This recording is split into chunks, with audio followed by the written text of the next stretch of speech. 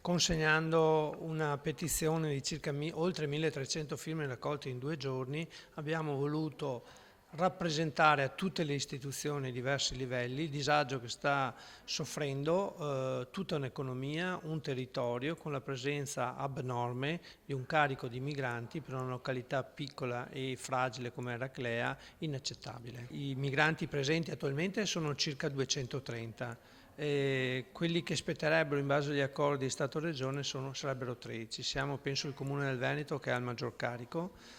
sicuramente quello della provincia di Venezia che ha questa condizione. Abbiamo chiesto con questa manifestazione, che appunto abbiamo intitolato 13 noi, per dire una località turistica come Eraclea non si sottrae all'accoglienza, all'ospitalità,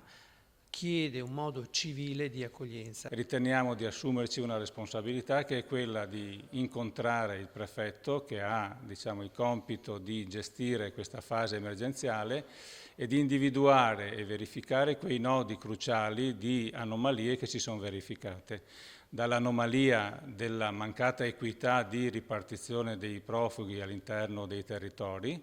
all'anomalia del mancato coinvolgimento delle amministrazioni locali, all'altra anomalia che è il rischio che ci siano delle speculazioni da parte di privati nel dare a disposizione delle strutture a insaputa delle istituzioni locali. Siamo di fronte a un prefetto, alcuni colleghi di opposizione hanno chiesto un incontro, io invece ne chiedo le dimissioni, perché questo prefetto si sta comportando in maniera arrogante, l'arroganza dello Stato sul territorio che sta imponendo delle scelte senza condivisione, creando dei problemi non solamente di sicurezza ma problemi anche economici, soprattutto in una delle località turistiche che in questi 3 mesi poi ne deve ricavare il fabbisogno per tutto l'anno. Noi ci teniamo a dire che non siamo contro gli immigrati, ma siamo contro questo sistema che li gestisce e li trasferisce sui nostri territori. Il sindaco stesso ha affermato che ha un po' di dubbi su questi privati che stanno appunto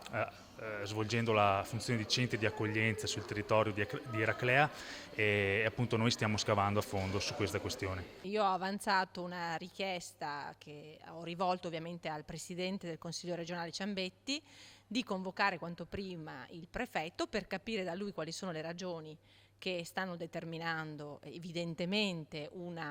caos per quanto riguarda la situazione degli immigrati, soprattutto in località turistiche quali Eraclea.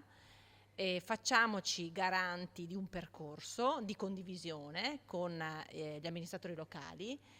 e con i sindaci che fino ad oggi hanno subito le conseguenze di una politica che non si è mai a tutti i livelli assunta fino in fondo le proprie responsabilità.